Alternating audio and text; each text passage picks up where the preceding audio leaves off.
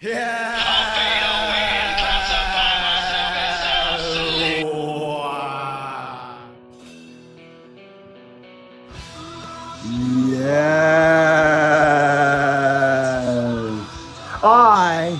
am Broken Matt Hardy, and this magnificent video broadcast is dedicated to one of my favorite YouTubers in the multiverse, yes, and that is you, Alyx, yes. Alyx, first and foremost, my friend, I must tell you, your YouTube channel is absolutely wonderful, yes! I have seen it, and your wrestling reviews are some of the greatest in all of space and time, yes! You are making the multiverse proud, Alyx, yes! And to anyone out there that has not had a chance to espy Alyx's YouTube channel, you should right now. His channel name is just Alyx, and he reviews wrestling. Go there, check out his content. You will find it absolutely stupendous. Yes. Keep up the great work, my friend.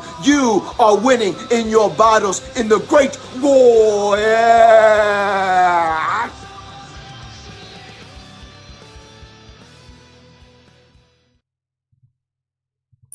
Login complete. Welcome to Alyx's world.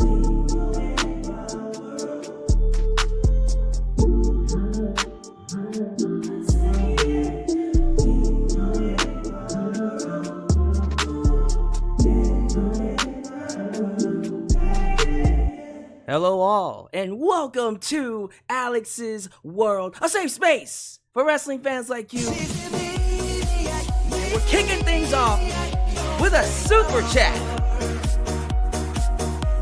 Right out the gate.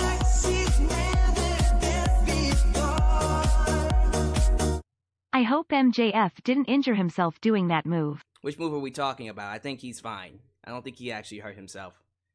But I guess Valhalla Erickson couldn't wait. Homeboy said, I want that Super Chat Championship. We're opening up this bitch with a donation. That's what I'm talking about. But hello all, welcome. This is my review of AEW Double or Nothing 2023. This stream is extremely special because, as I just said, it's not just a review. It is also a championship defense. Tonight, Nickname I puts the Super Chat Championship on the line. Everyone just donate now. Didn't watch Dawn, but glad Chris is the TBS champ. Yeah, that's really, really cool. As you can see, the Super Chat Championship is on the line. People are donating. We're going to do the first round, which was immediately going to be during the shoutouts. Then we're going to do a second round in the middle of the review, and then we're going to close things out with the final round, and then we'll crown a new Super Chat champ. But that's always something we're going to get to. I'm pretty sure Nickname I is just waiting. He's just deciding whether or not he's going to donate early or donate at the end of the stream. But the champ is here. He's live. And he says, let's see if anyone's worthy of winning the championship. We're going to have to find out. But we're pausing Super Chats for now. We're going to go ahead and talk about this show. Just give you guys my quick thoughts on it. Then, of course, we're going to do the regular stuff. We're going to plug the sponsorship. We're going to talk to the fans. We're going to do the first round. And then, of course, we'll get to the review. So I'm excited about it. But overall, when it comes to AEW Double or Nothing 2023, I will say I thought the show was great. In terms of it being worth the $50, yes. But does it give you as much of a punch as previous AEW pay-per-views have? I don't know. I kind of feel like Revolution was a better show. That might end up being show of the year, honestly, because that show was outstanding for multiple reasons. I think Revolution currently has, 3 classics? I'm thinking maybe 3 or 4. I think I counted 3. And then this show had 2 classics. we had 2 crazy match of the year candidates at the end of the show. The first one being that Pillars 4-way featuring Darby Allin, Jungle Boy Jack Perry, Sammy Guevara, and your champ MJF. This is MJF's second match of the year candidate, and definitely, in my opinion, one of the best Fatal 4-way matches I have seen. Find me another one. Find me another one that was this good. Close to being this good. Might be the best Fatal 4-way match I've seen in my tenure as a wrestling fan. I'll have to go back and check the history books, but Jesus Christ, good luck. And then Anarchy in the Arena. Anarchy in the Arena. The first one had my mouth on the floor. This one especially, was just as bonkers. They went everywhere. They went backstage, they went outside, they got inside a car, they had thumbtacks, they had barbed wire, they had explosive super kicks. What the explosive super kicks? Like, bro. What the fuck? How do you explain that one? Explain that one to me. Anyone. Explosive super kicks. How, Sway? You had surprise returns, and we have a new TBS champion. Chris Statlander is back, and she is now holding Jay Cargill's belt. That's right, Jay Cargill's streak is over. It has been deleted. Delete. And a lot of other things have happened. This show was crazy. Although it had its faults, it had a lot of issues in terms of production and, that crowd. That crowd. Man, look. I don't want to get on this crowd for too much, but if I'm going to be fair, everyone likes to tell me that I'm always letting AEW go for some things that I wouldn't tolerate with WWE. Well, best believe there are some things I am going to knock this show for, because it's far from perfect. But one of the things that hurt this show was that Las Vegas crowd. I don't know what was going on with them. When the show first started and those first 3 matches happened, I was like, where the hell is the crowd at? Is this a sound issue problem? Is it production? Or is the crowd dead? And by the 3rd match, I was looking at the crowd going, oh, never mind. The crowd is dead. Because I'm like, I can't hit the crowd. What's going on here? Now, they woke up towards the ladder match, and then onward they were fine, but I was very confused. Like, I know I hear chants, but I can't. I'm seeing the crowd react, but something's going on here. Like, why is it so quiet, though? And that, to me, did hurt the first third, maybe even the first half of the show. But once we got past all that, and we got to those last 5 matches, ooh, man. I'm pretty sure everyone left this show feeling good. So I am going to say the show is great. It's not perfect, but there's a lot to get to. So, and before I forget, we got to talk about it. It looks like Sammy is going to be a daddy. Mr. Sammy Guevara and Miss Ty Mello are having a baby. Congrats. Congrats, Mr. Sammy and Ty. Mrs. Guevara? I don't think they're married yet, but at this point, I'm pretty sure she's going to be married. Because I was wondering, like, why hasn't Ty been wrestling? I don't see Ty anywhere. Because she's pregnant. That makes the most sense. Wow, Ty's going to be a mama. So I guess that means Sammy is no longer a heel, huh? So, hey, I'm just saying. He was a heel because he was over here making out and kissing Mello all over the place. But now that he's a daddy, watch him be a babyface. Now everyone's gonna love him again. I guess that's why they turned him babyface. I think that's exactly why Tony Khan turned him babyface, because he figured, well, since he's gonna be a daddy now, yeah, this is a good time to turn him babyface. I ain't mad at him. I've always liked Sammy and Ty. Even when they were heels. I never got to a point where I was like, these guys are toxic. They should get the hell out of wrestling. They're not good at anything. Nah, man. I was so happy for them. But yeah, man, let's go ahead and just get this thing on the road. We got close to 100 people coming in. I'm pretty sure that will grow in just a second. I am very much aware I am live with a lot of other podcasts. And the people who usually watch me are probably watching them first. Don't matter. I got a good crowd. Let's go ahead and get things started. We're going to go ahead and plug the show. Never mind. I just passed 100. Never mind. I guess people are coming in now. We're going to go ahead and plug things, plug the socials, plug the sponsorship, and then get right to round 1 of the Super Chat Championship. As well as do shoutouts. So, if this is the first time you're watching me, do me a solid favor. Like the video, subscribe, and click that bell to catch all my content when it comes out. Wow, you're at it. Help expand the brand by doing the following things. Join the membership. Click that join button and get the opportunity to request a video of your choosing, whether it's a live reaction, hot topic, or review, past, present, or future. Also, don't forget to give thanks. Hit that super thanks. If you would like to donate after the fact, you can. Also, like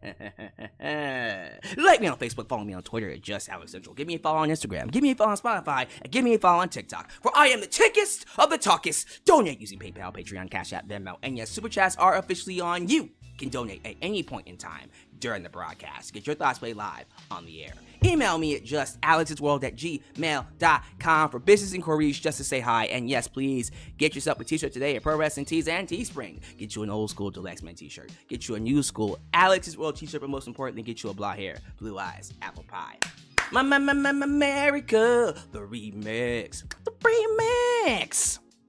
T-shirt made by It's Janox and Firestar Heart. All of this down below in the description box. Today's sponsor, ladies and gentlemen, is Exter Wallet. Changing the way you carry your items one day at a time. Let's get right to it. I can get you a wallet that's so cool, it's so slick, it'll make you sick. Boom, boy. That boy got bars. Let's just get to the sponsorship. Let's get to the sponsorship, and then we'll get to the shout out. Today's video is sponsored by Exter. In today's age, old leather wallets are a thing of the past. People are looking for something more efficient. That's where Exter comes in. It can fit in your front pocket or any other space convenient for your access. It is the perfect smart wallet for minimalists that only carry essential items such as credit cards and IDs. It also has a cool pop-up feature that allows you to see what's inside, so you always know what you're getting out. Plus, it comes with its own tracker that connects with your phone, so if you ever misplace it, you can instantly find it. Amazing designs, amazing features, all at amazing prices. And today, if you click the link down below and use the promo code JustAlyx, you can get 40% off any purchase you make. I truly believe this is a great gift, and it's changing the way people carry their items. So don't hesitate. Use the link below and get you a wallet today. Alright, thank you all so much for joining me here. We're gonna go ahead and knock this out really quickly, because I do want to go ahead and get to the Super Chat Championship. So as always, please show some love to the moderators: Ultra Shine 97, Firestar Heart, Alyx Demi, Big MGM, New Japan Pro Wrestling Girl, and everyone's favorite Khalil Does Everything. Because they help keep this a safe space for wrestling fans like you. Thank you so much to the moderators. Thank you so much to especially Firestar Heart for creating the new design of the Super Chat Championship. And before we even get started with round 1, I want to say real quickly, thank you all for being here. It is imperative that you guys hit that like button. The more you like the video, the more opportunities I will be given to be recommended here on YouTube. So please help boost the algorithm and help get this buddy trending. Alright, we're going to go ahead and commence with round 1 of the Super Chat Championships. And go. We can dance if you want, get it crackin' if you like. Must be a full moon, 'cause I'm one of those nights. Man, that Jade vs. Taya match was awful. Jade looked like phoning it in because she knew she would lose the title, botching the timing of every second spot. Made the moment for Statlander even better though.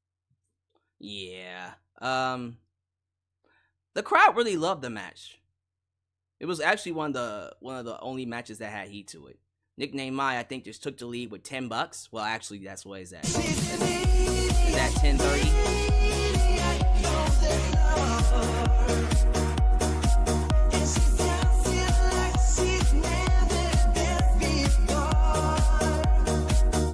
MJF yelling out WTF in the match had me dying. That boy was cussing up a storm. He was saying a lot of cuss words, honestly. The cuss words were coming in very strong. Very strong? Very strong. Not even strong, but strong.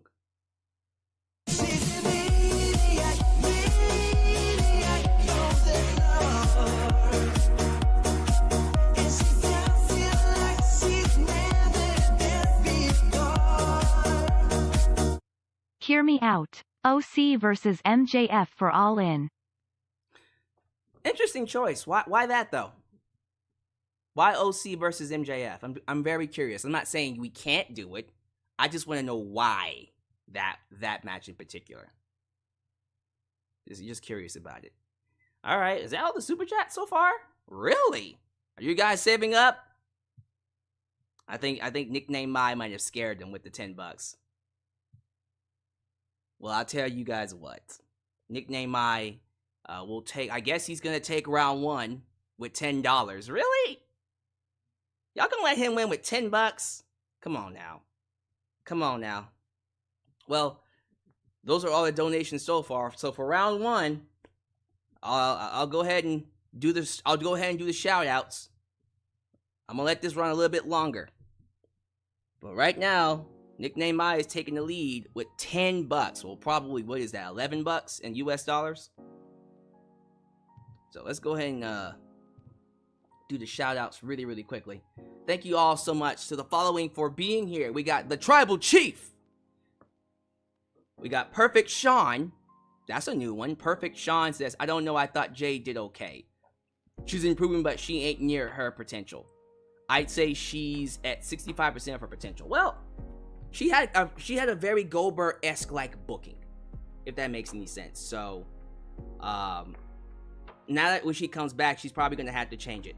I'm just very curious to know how we're gonna go ahead and make that happen. Let me see here. Project Santi, Joseph Winters, Valhalla Erickson, Stinky O. Bonjonglis? Well, Stinky, good to have you here. Stinky B. I'm gonna call you Stinky B. Uh-oh. Hey.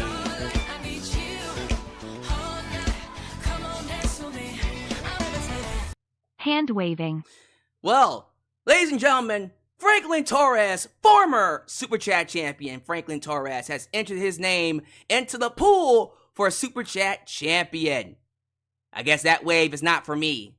It might be for the champ, Nickname Mai. So Franklin Torres has taken the lead with $20. It's gonna get crazy now. I'm super excited. This is what I've been waiting for. I wonder how Nickname Mai will respond. Because Nickname Mai... Okay.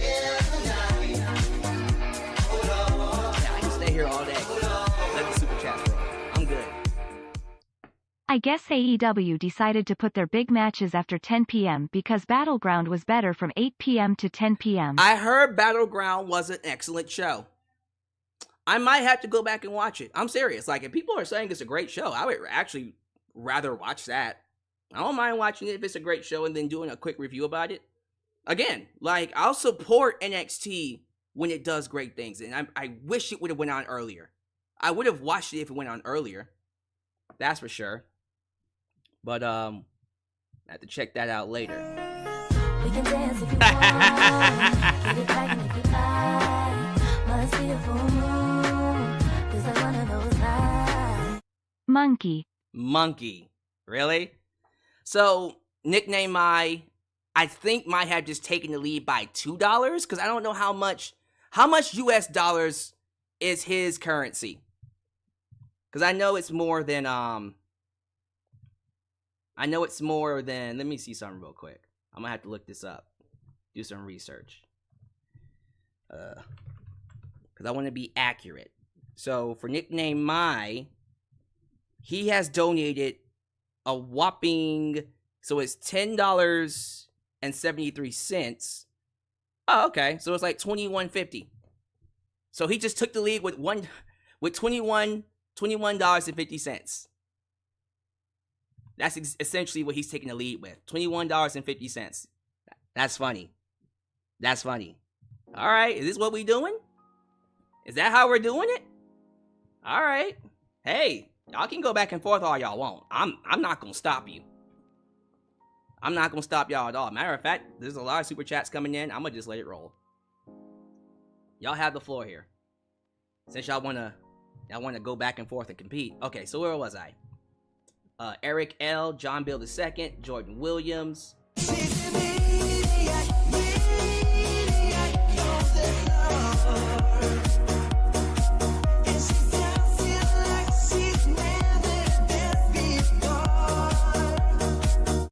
I went to NXT Battleground. It was a great show. Oh, you went there live? Really? Like, real talk, like, how was the energy? And for real, like, is it? You're telling me it's a great show live. Then it actually might have been a pretty great show.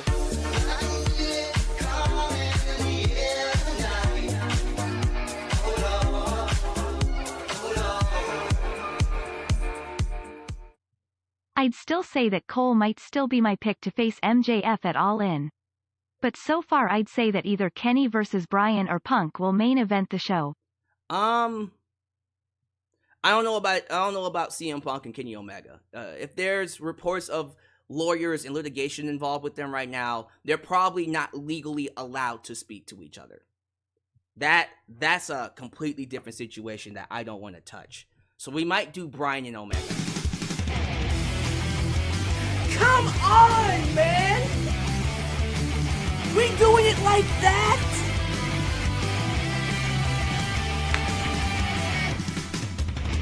I acknowledge my tribal chief nickname, my Franklin Torres! With $50! He's taking the lead with $70. Franklin Torres!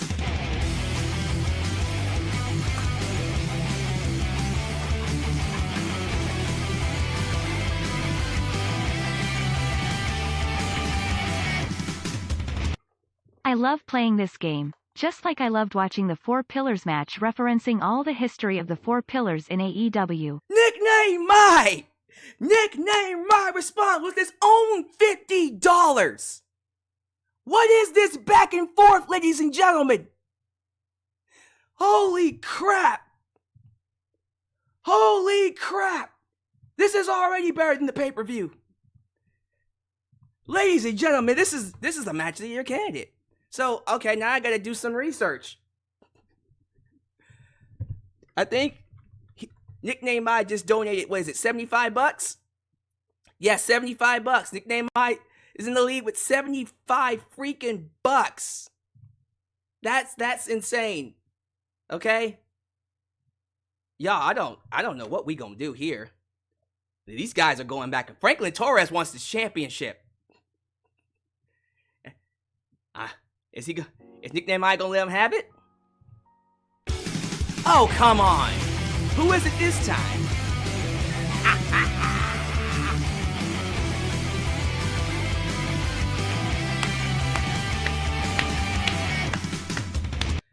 Didn't watch AEW TBH, but this for Alyx cause he AG.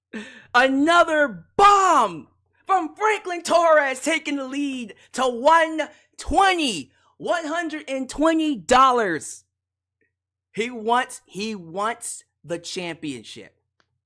He wants it. This round's already classic. This is a classic match as it is. Nickname I and Franklin Torres are going at it in the live chat, ladies and gentlemen. I love it. I love it. This is a bloodbath, man. Oh my god. Is it Nickname I?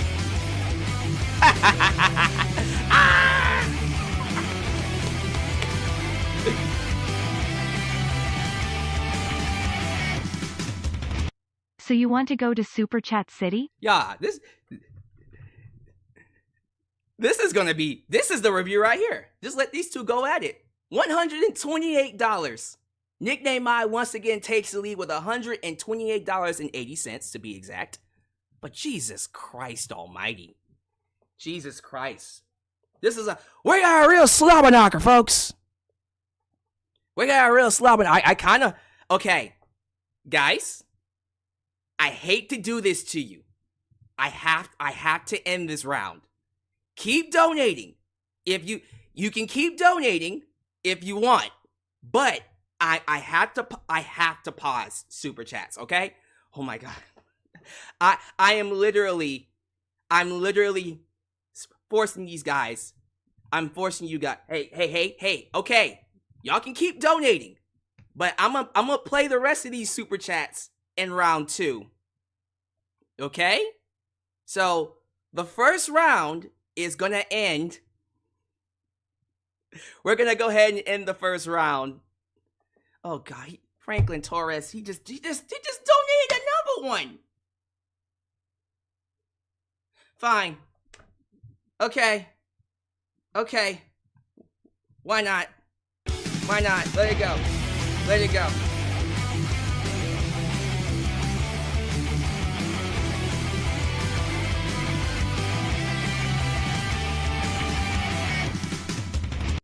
Not really, but I got nothing but respect. This probably the last one, so go ahead, keep the title, all love.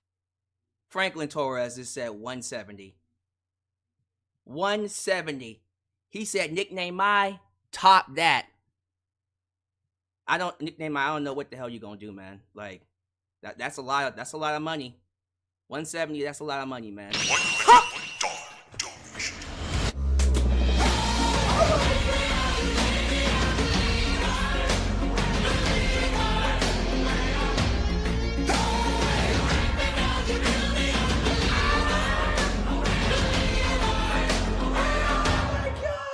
Alright, enough of this, let's finish him. Oh my goodness! Nickname might have just gotten himself a first round knockout! $100!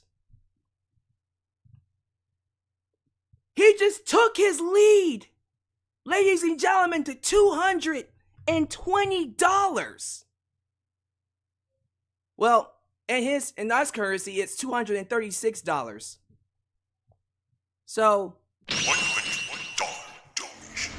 oh my god.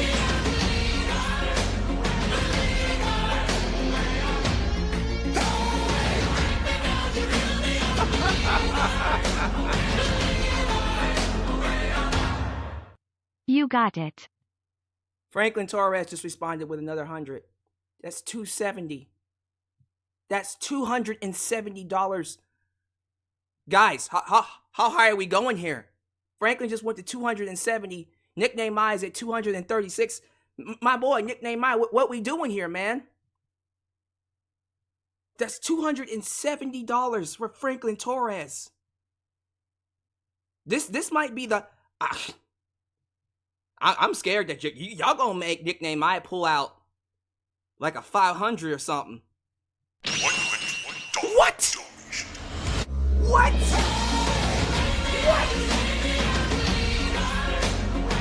Oh my god! Oh my god! Okay.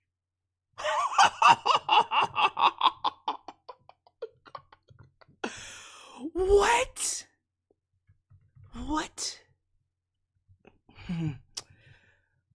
That's $500. That's $500. $500.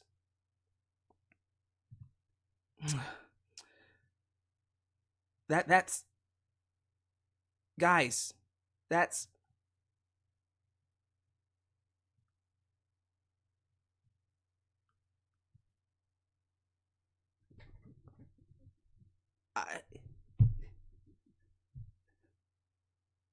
that's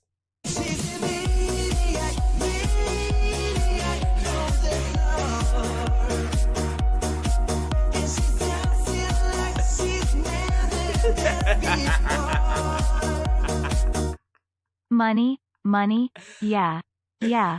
Money, money, yeah, yeah.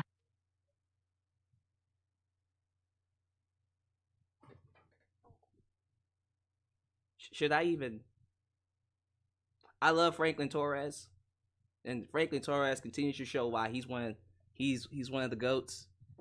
But that's $500. Like, I think that's it.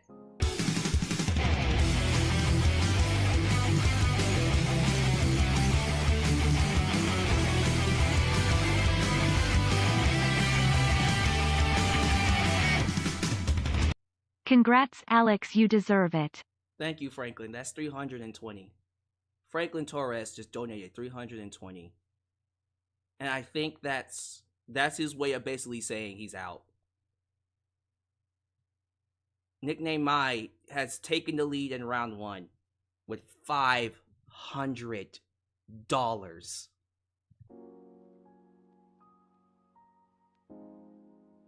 Yo, guys, give it up for him. Seriously, that's insane. That's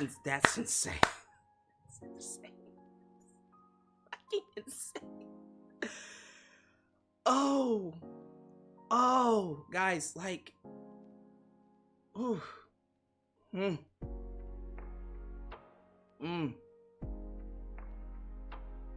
I award this match between Nickname Mai and Firestar Hart an A+. You guys just realized that I'm not making this up.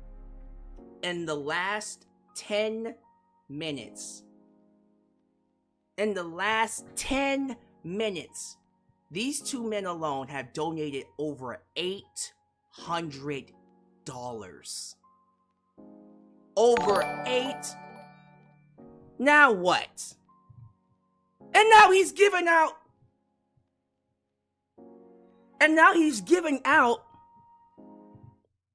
Super Chat. He's gifting people sponsorships.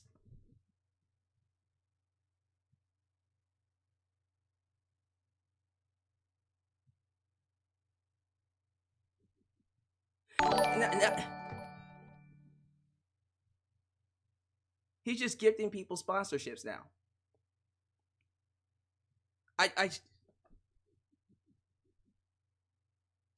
Okay. Nickname, you guys won. Okay. I don't know what to do.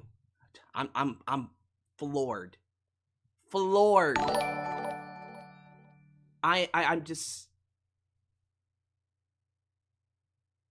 Franklin Torres, man. 100, 250.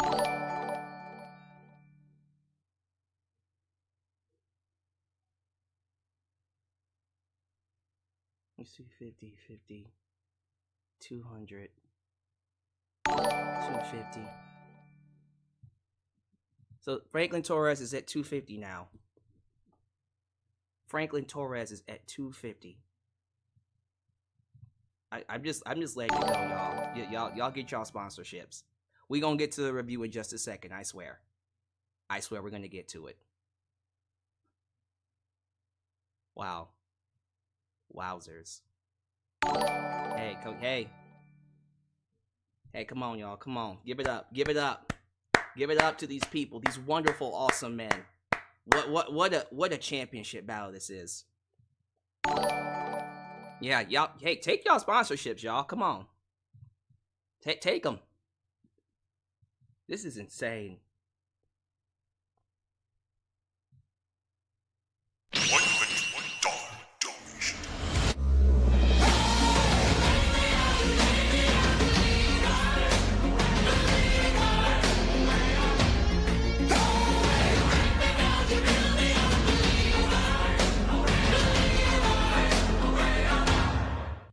I can only spend 500.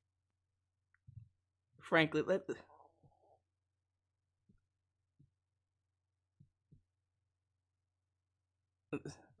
let me see. Let me see where we're at here.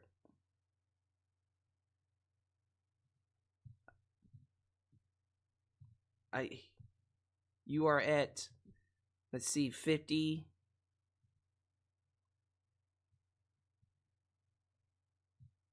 I'm trying to remember because he donated 20.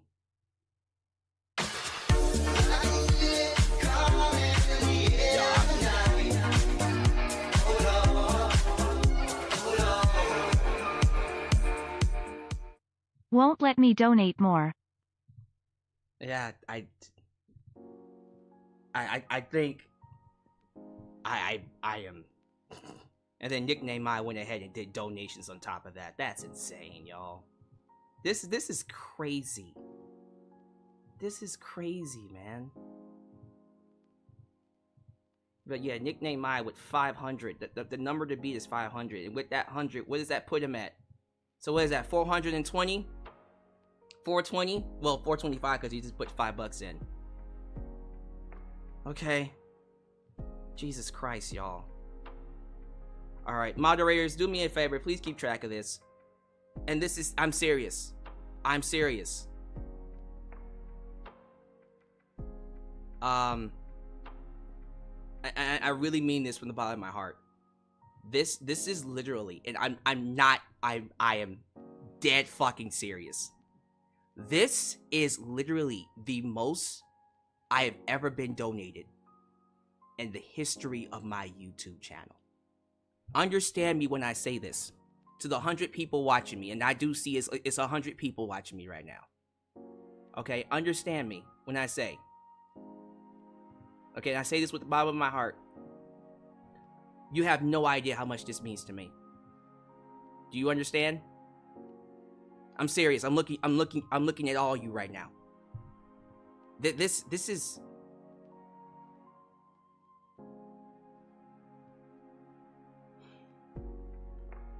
Okay. I'm gonna go ahead and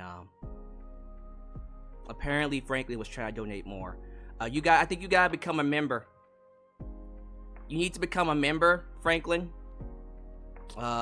See if you can join the membership real quick, and then see if you can donate more. But honestly, I don't. If I'm speechless. God, I am so grateful for all of you. I am so grateful for the community I've built, for the love that's being given, to the people who go out of their way to donate, to be here, to the wrestlers that come on to let me do interviews. And you guys have no idea how much this means to me, because I bust my ass. I bust my ass every fucking week to bring you the best content. And the fact that I get people donating up to $1,000. Do you guys realize that, and I mean this too, JD from NY, Solid Monster, Good Mic Work, they have more viewers. I'll even say that they might even be better than me, at this stuff. I think both of them have been doing this a lot longer, and they've been doing this with better equipment, and they had the support of people inside the business. But you guys have shown me that even though I'm the little engine that could, this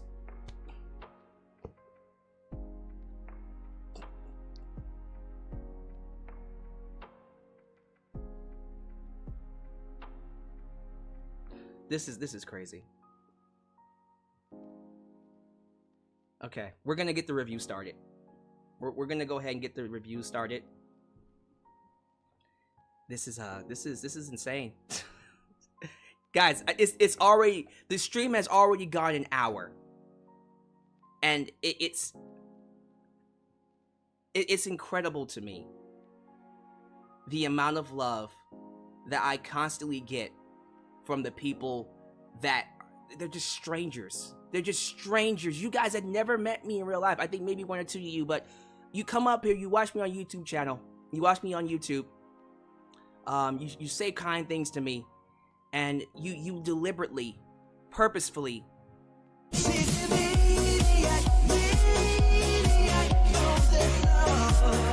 Should I even say anything?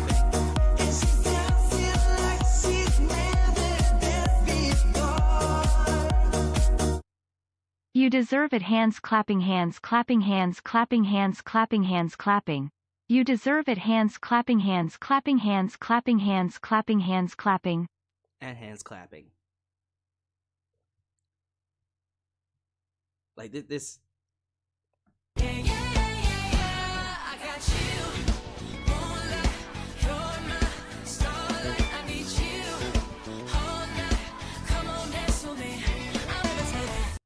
Sounds too complicated. Lol. Congrats. I guess still your champ. Nickname my. And I believe that is Franklin conceding. Franklin ends an excellent battle with $440. And Nickname I takes the lead with round 1.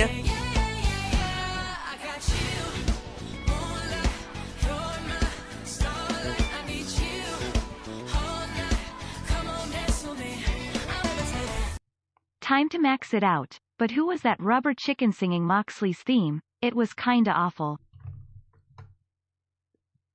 I had no idea. Nickname I just added 20 more bucks. So what is that? 526 in US dollars? $526 in US dollars. Okay. Okay, guys. Yeah, I have no idea. Okay. If there's any more donations, we will get to them after the review. All right?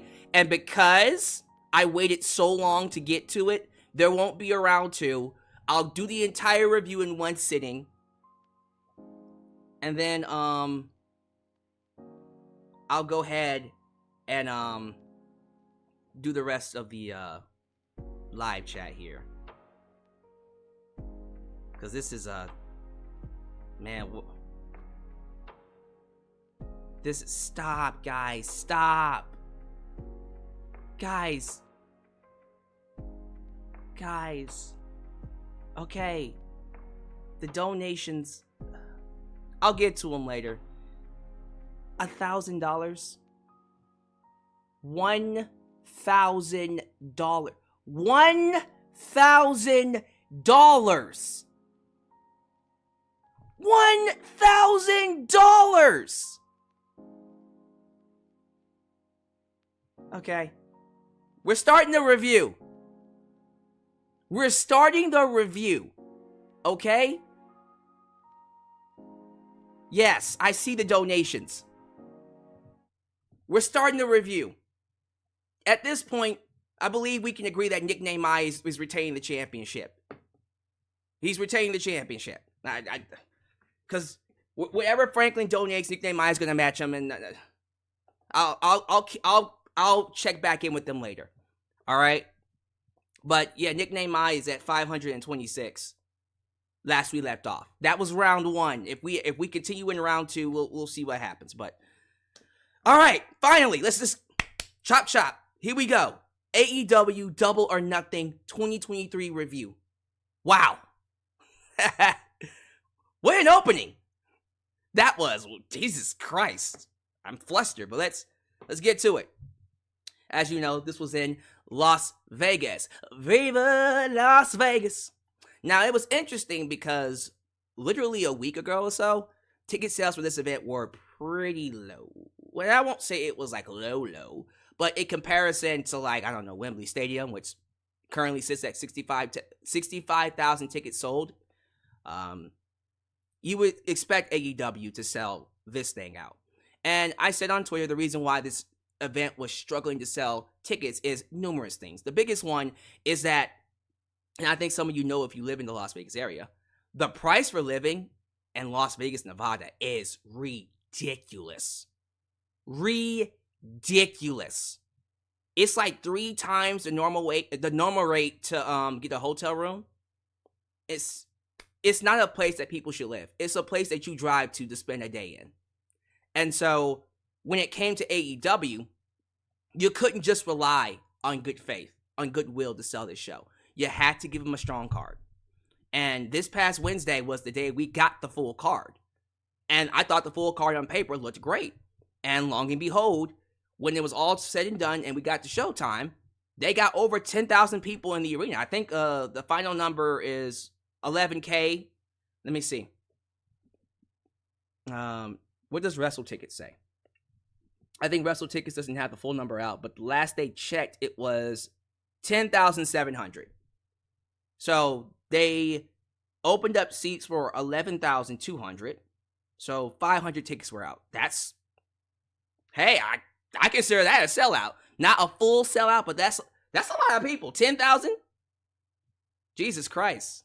I love it. I love it. Great numbers.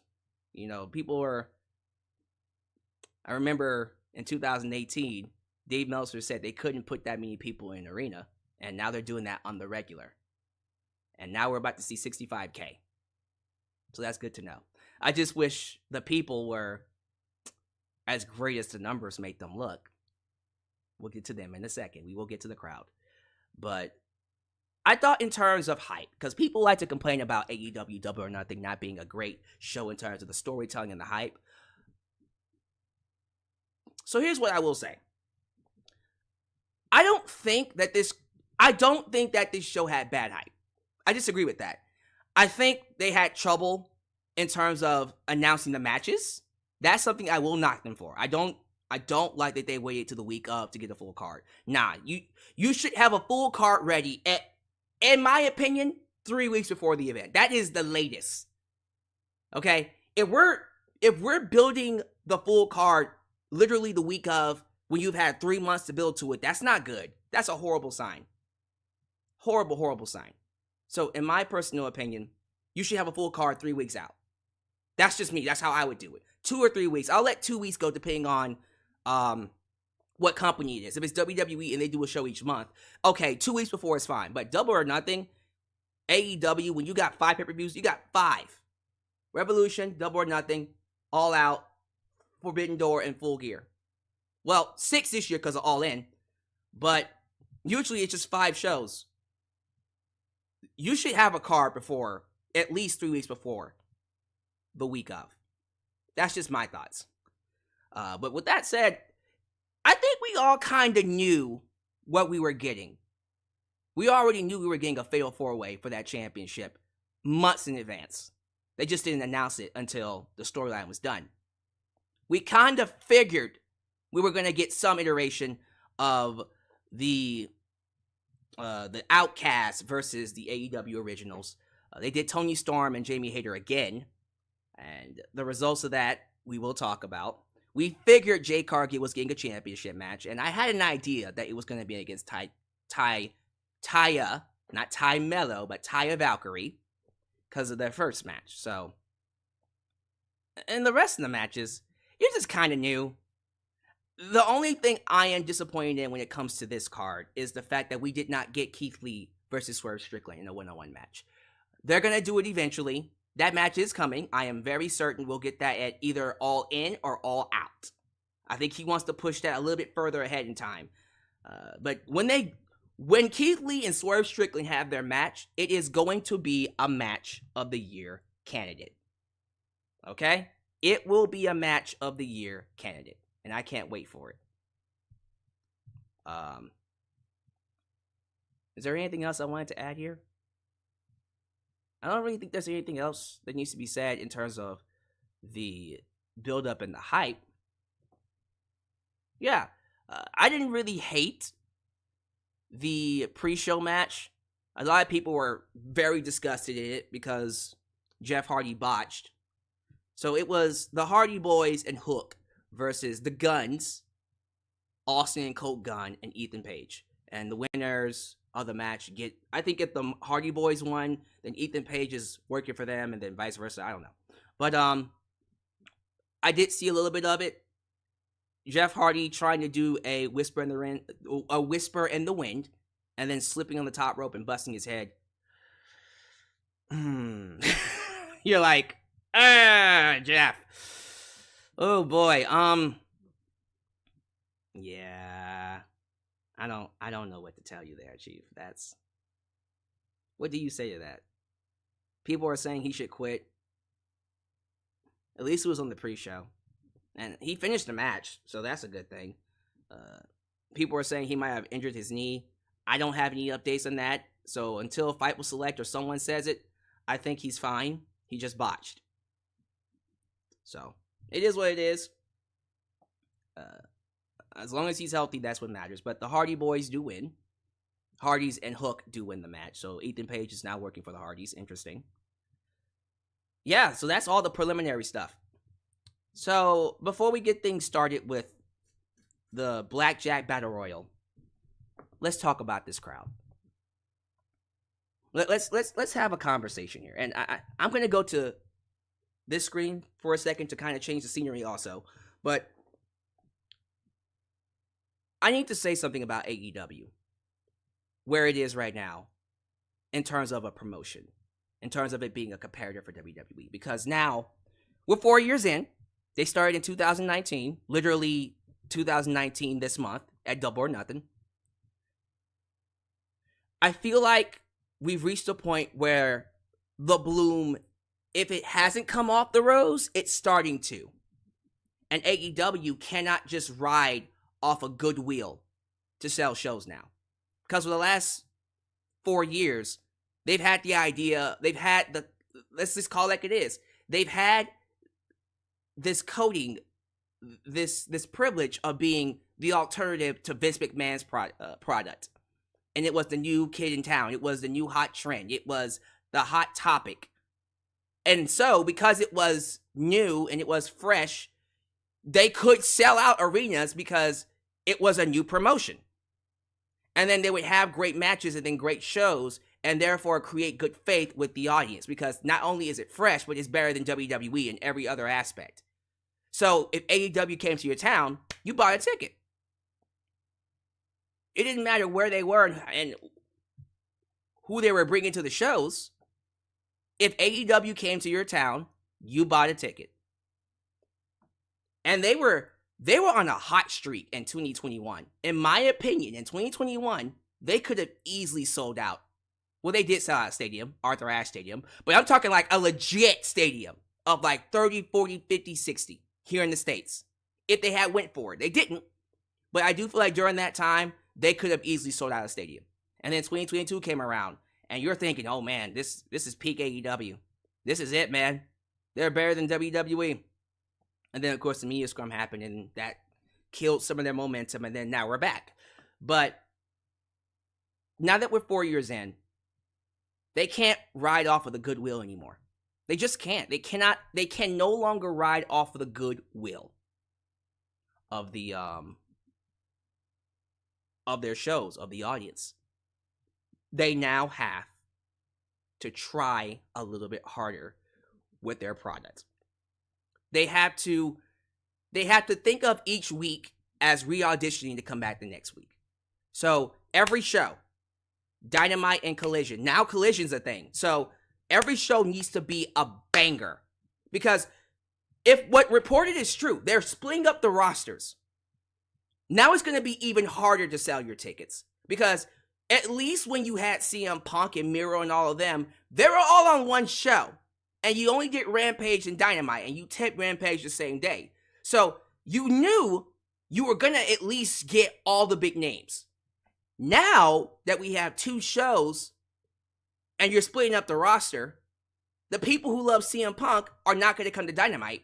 And the ones who love the Elite, but don't like CM Punk, are not going to go to Collision. So now it's making it even harder to sell these shows. So now you, as a company, have to make sure everything you do every week, every show, strong storylines, interesting characters, strong character development, strong character arcs, everything, the matches, the production, everything needs to be crisp and top notch.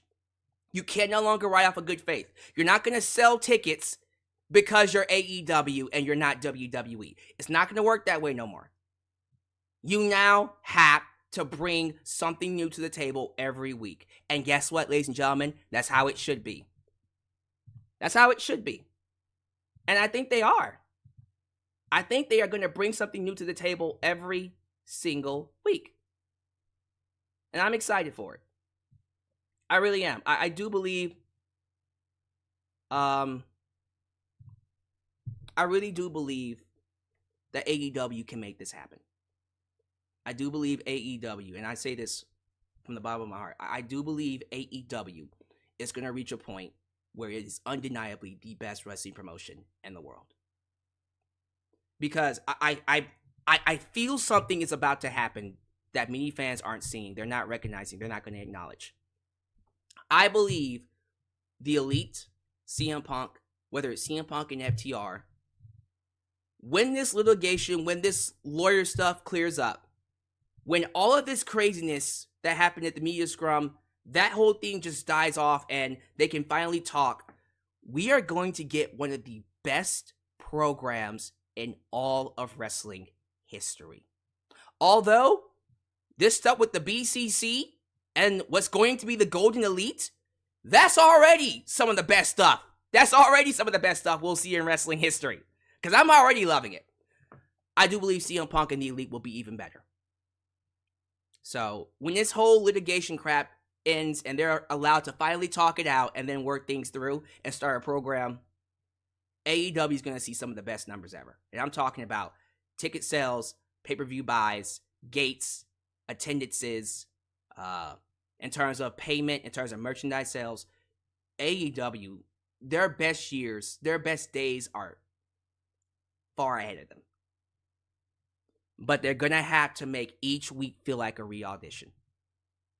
And I guarantee you, if they do that, and they bring their best foot forward every fucking week, WWE won't catch up.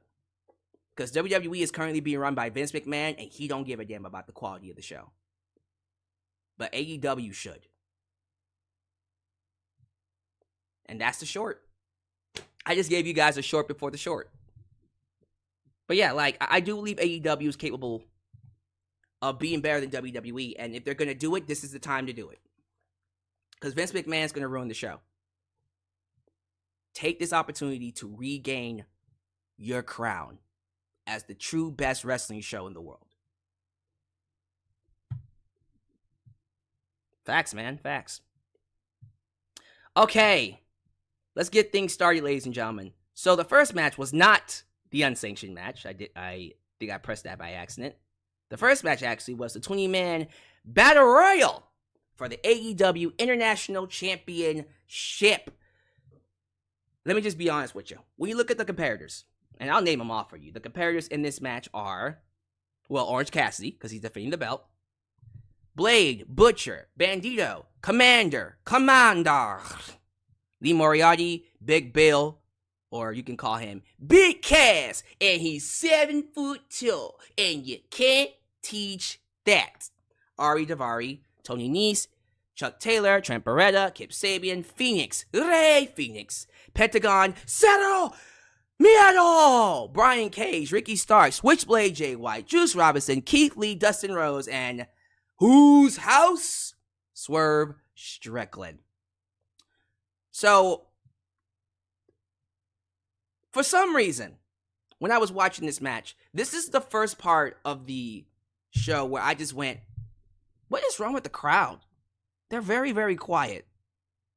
And I just chalked it up to, okay, well, that's production issues. Because they've been having production issues with the crowd for weeks now.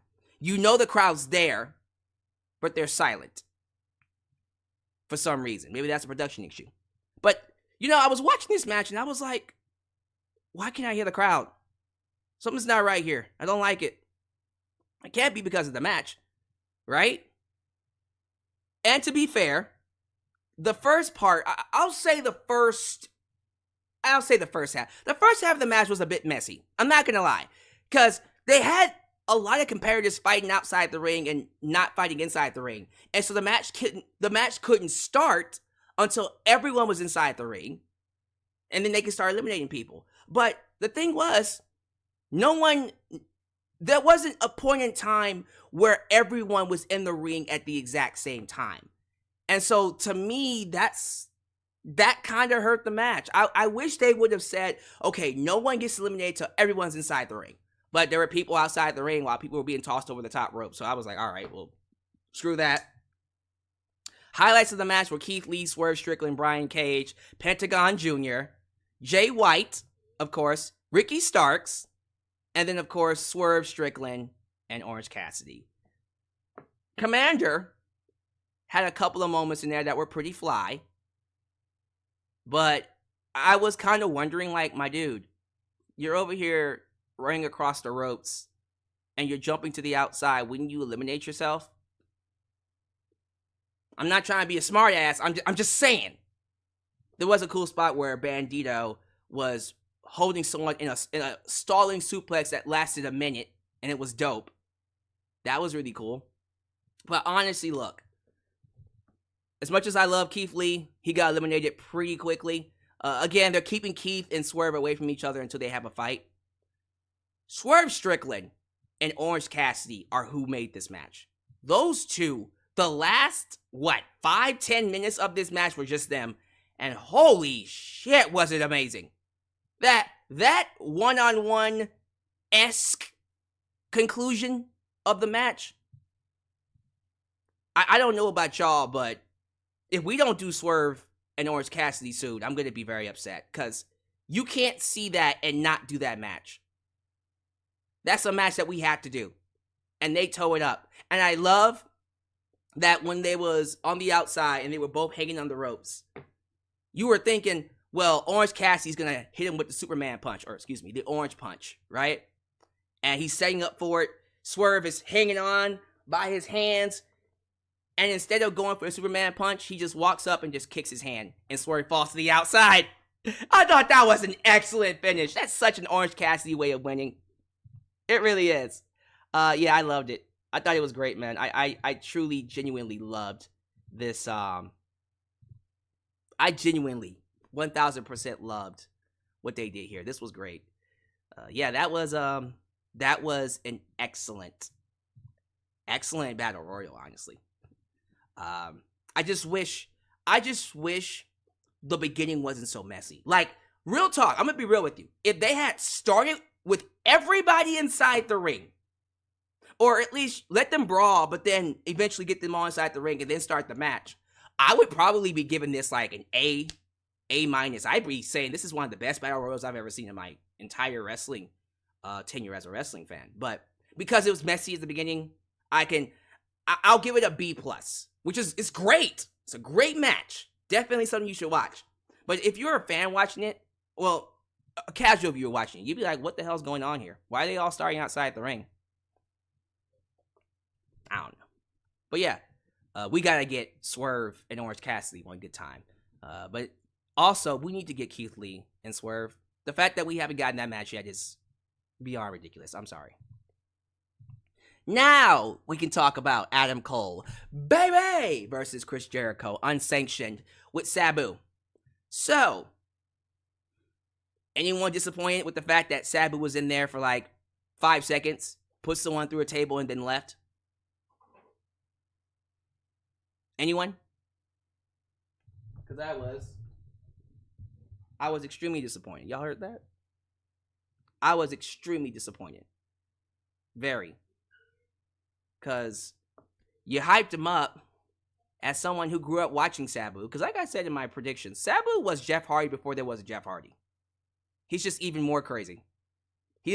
Jeff Hardy, he has his limits. There is no limit with Sabu. He's just insane. So when he did the dive to the outside and put whoever the hell that was, one of the members of the JAS, through a table, and that was it, I was like, well, that's disappointing. I won't say it was a waste. I'm just going to say it was disappointing. You know, that's all I'm going to say. But, yeah, man, I don't know. It's incredible to me personally that Sabu is even still wrestling. If you've been watching him as long as I have, you would question yourself, how is he still wrestling? Hell, you would be probably saying, how is he still alive? How about that? I don't even know how old he is. the crowd was very quiet for this match. I don't know what happened to them. They were definitely quiet for Chris Jericho and Adam Cole. I can see some people cheering, and I still think, there's a side of me that still thinks that there are some production issues that AEW should look into, but the crowd was especially quiet for this match, and it bothered me a lot. Not even gonna lie, it bothered me, because Adam Cole and Chris Jericho were working so hard. They were working so hard, and it just felt like the crowd wasn't clicking with it. And they were using weapons.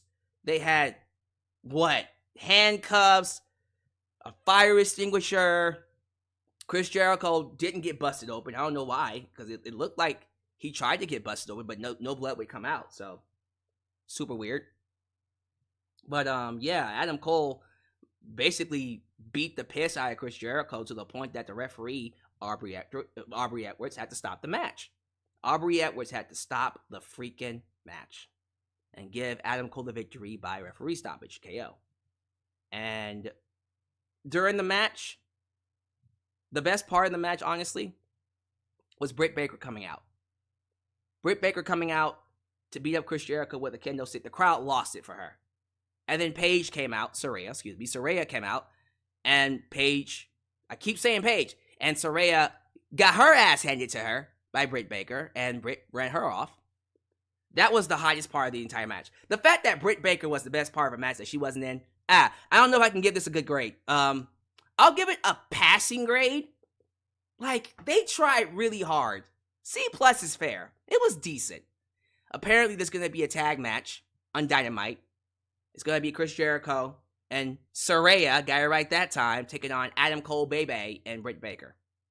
So they're still keeping the Outcasts in line with Chris Jericho and the JAS, which is good. You want that. I like that our stories are starting to intertwine a little bit more. So that's always a good sign. I'm excited about it. I'm excited about what they're gonna do here. But the feud's not over with. I don't know, where do you go from Unsanctioned? Like, what else can you do with Chris Jericho and Adam Cole at this point? I don't know. Because I was thinking Adam Cole would be fighting MJF for the world title next, but we'll see. We'll probably still get there. But yeah, decent match. I can't really say it was bad, but it left a lot to be desired. This match, I thought, was everything I could want. This was a match I said in my predictions could end up being a sleeper hit.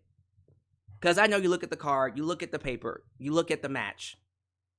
You go FTR versus Jay Lethal and Jeff Jarrett with, of course, Mark Briscoe, the brother of Jay Briscoe, rest in peace, being the special guest referee.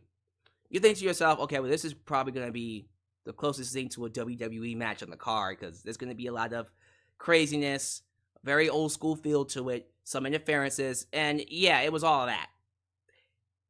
That being said, for a very old school booked match, it's pretty great. It's really great. I might even say awesome. I might even say fantastic. So, you had to know, just looking at this, there wasn't much to expect from it. But I thought all four men put on a great show, man. Like, well, not even just the men. Karen Jarrett was in there as well. I didn't expect to see Karen Jarrett. I'm looking forward to that OTRS Central review. You know, he got to pull out the pony one good time. And then, assume Jeff Jarrett position! Subscribe to OTRS Central. But, and tell him I sent you. But, yeah, I was floored when Aubrey Edwards came running out after Mark Briscoe got, the referee bump, got knocked out. And then freaking Karen Jarrett hit Aubrey Edwards over the head with a guitar. I was like, oh my God. She did what? Yo, she hit Aubrey Edwards over the head with a guitar.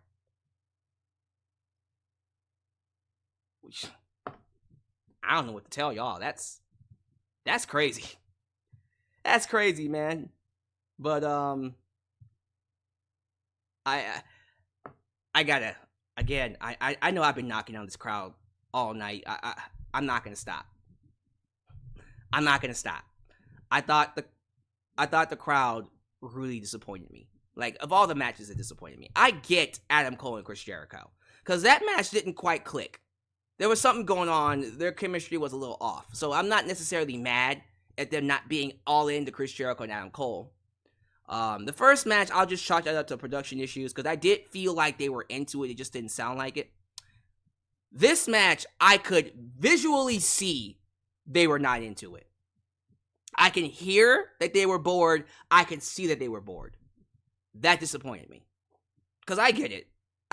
You go from all this high octane offense to old school wrestling. Still,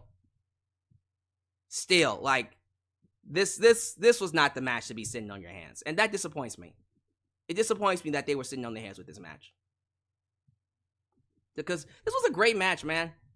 The drama in it, everything from again, Karen Jarrett hitting Aubrey Edwards over the head with a guitar, Jeff Jarrett getting in the face of Mark Briscoe, making Mark Briscoe finally say, fuck all this. And then he starts fighting back. And then he helps FTR get the victory over Jay Lethal and Jeff Jarrett, pinning them 1-2-3 for FTR to retain the tag team titles. The crowd got into it at the end there. But, yeah, man, this was... I'm sorry. I just thought the match was way too goddamn good to not get the respect that I feel like it deserved. And I feel like it deserved a lot more love. Maybe I'm crazy, but that's just how I feel, man. It deserved a lot more love than it got. That's for sure.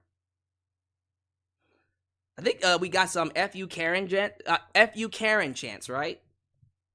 Look here, say what you want about them as, like, on-screen personalities or people behind scenes, because I know people are still mad at Karen Jarrett for leaving Kurt Angle, because in case you guys don't know, Karen Jarrett used to be the ex-wife of Kurt Angle, but they had a toxic relationship, so that was going to happen anyways. But the whole story is, your boy, Jeff Jarrett, stole Kurt Angle's wife, and so I know he has heat for that. But honestly, they're both good workers. They're both good heat magnets, and they help make the shows better. So, if they're gonna be here to help make the shows better, I'm cool with them. You get no complaints from me. So, thought the match was great. Ladder match. Wardlow, the TNT champ, took on Christian Cage. Man, I saw this match and went, Christian is still having ladder matches at his age. How old is Christian? Is he like 45? Someone look that up for me. Let me see. Christian Cage age. Christian Cage age. He is 49. He's going to be 50 this year. Christian's going to be 50 years old, and he's having ladder matches at the age of 49. He looked good, though. He looked good. He looked really, really good. And I'll be honest with you, this was one of the best matches of the entire night. I think, looking at it, this might be the third best match. This is literally the third best match of the entire night. This was an awesome match. They had some great spots in there. Freaking Wardlow over here doing swanton bombs off a ladder. Yeah, eat your heart out, Jeff Hardy. Big ass Wardlow doing a swanton bomb off a ladder. And then you have freaking Arn Anderson jumping in the ring, biting thumbs. I'm not making that up. He bit someone's thumb. He bit Luchasaurus' thumb, and it was bleeding. I was like, God damn. Bit his thumb so hard that he started bleeding. That's crazy. Crazy spot. And then Luchasaurus got put through a table with a swanton bomb. And then I love the ending with Christian getting tossed off the ladder, Wardlow catching him and powerbombing him on the mat. That was beautiful. Beautiful. And then Wardlow climbs the ladder to get the championship. So, happy that Wardlow is continuing his run. Yeah, it's not time to end this run. Although Christian would have been an excellent TNT champ. If you run it back in the future, sure. We'll see where that goes. But I have an idea of what we're going to do with Christian and Luchasaurus after this show. But Let me get to the main event. Well, not the main event. Let me get to the 4 Pillars match, and then we'll talk about it. As for who fights Wardlow, let me see who's left. He beat Christian. He beat Powerhouse Hobbs. I guess he'll fight Luchasaurus. Maybe there's a rematch coming with him and Samoa Joe. Or better yet, maybe Miro comes back and gets the title. Something to think about. Miro versus Wardlow. Hell yeah. Let's do that all day, every day. So I'm excited about what they do at Wardlow. I'm happy that he got the championship back. So, awesome match, by the way. This next match, I can't really say is an awesome match. It's kind of a sad match, honestly. Yeah, this... Damn. Why is it that anytime we are close to Forbidden Door, people start getting hurt? What is it? What is it about the Forbidden Door? So, first off, Mercedes Moné got hurt. Apparently, speaking to Tony Khan, I didn't speak to Tony Khan, but speaking of Tony Khan, he did talk about Mercedes. He mentioned Mercedes, and essentially what he said, and I'm not making this up, I swear to God. He said Mercedes did talk to him. Him and Mercedes were in conversation. I'm not making this up. And he said only he knows what the plan was for Mercedes. There were plans made to bring her in. Then she got hurt. Hey, let me say this. She's going to get better. And if she heals up before All In, that's when she shows up. She's got to show up at All In, if that's the case. But man, that's crazy that he was in talks with her. But yeah, apparently, I guarantee you she was supposed to be at Forbidden Door. Well, now that she has a broken ankle, that's not happening. So, Forbidden Door is off the table, but All In is not. So, Mercedes gets hurt, and now Jamie Hayter gets hurt. Jamie Hayter is hurt. And they talked about this. By they, I mean Fightful Select. Fightful Select did a report about this, saying that she's been working injured for a while now. It's just been exacerbated to the point where she has to take time off. So as soon as I saw her get tossed out through the curtains and the Outcast came out with her, beating her up, and then they injured her some more, and then you see all these shenanigans happening with Hikaru Shida and Ruby Soho and everyone getting involved, you had to know. You had to know that she was losing that belt. And she did. She did. I don't like it. I think it sucks that Jamie Hayter's first reign has to end this way. But there is a good thing to come out of this. And that's Toni Storm gets a legit championship run. Because that first run, although they say it was reneged into an actual women's championship run, and she's a former women's champion, she didn't get a chance to run with it as the legit women's champ. This is going to be her run. They're giving her the favor back. So Toni Storm is now a 2-time women's champ. And she's going to get an actual run with that championship. Toni Storm is a great women's champion. She's a great character. And for me, this is exactly what the Outcast needed. The Outcast was, I'm not saying the storyline was getting, it was getting a little directionless or it was not going anywhere. It was just getting kind of stale.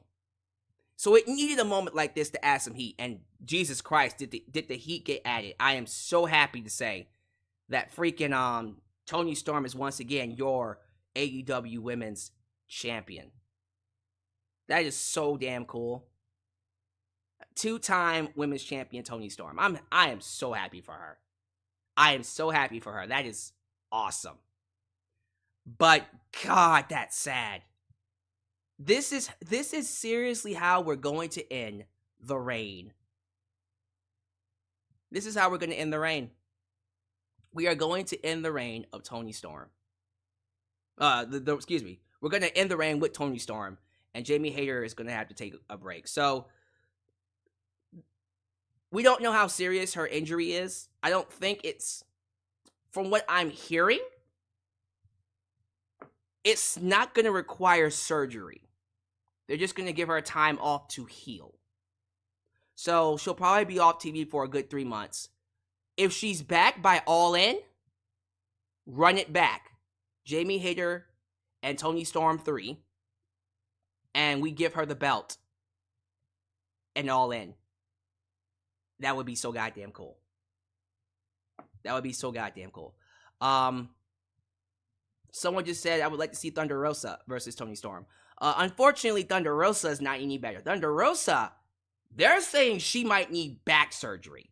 So, in case you guys don't know how serious that is to get back surgery, that means she can't move at all.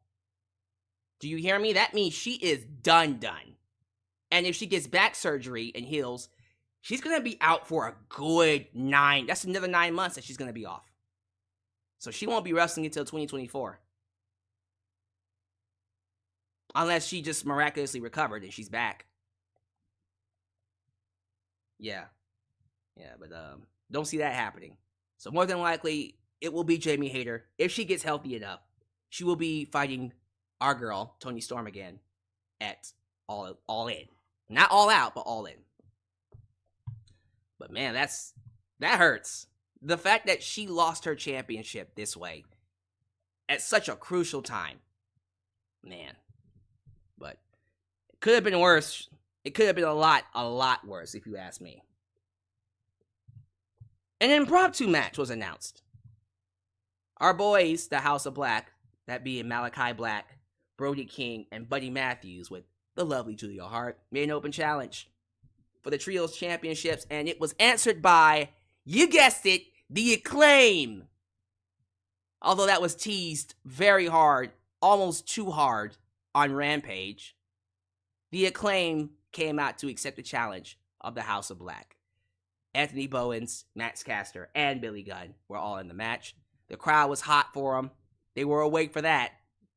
Love them some old Scissor Me Daddy. During the entrance, Max Caster, oh my god, Max Caster decided, you know what? I am going to burn, absolutely obliterate Buddy Matthews. And how did he do this? He did it with one of the craziest, sick bars I personally have ever heard. He said, Buddy acts all ominous, but he's getting cut by a kid named Dominic. That boy said, yo girl over here getting popped by I'm your papi's son. She getting that Latino. I was like, yo, that's fucked up, my dude. That's messed up. That was fucked up. That was an awesome bar, by the way. But man, I couldn't be me. Couldn't be me. That is insane. Holy crap.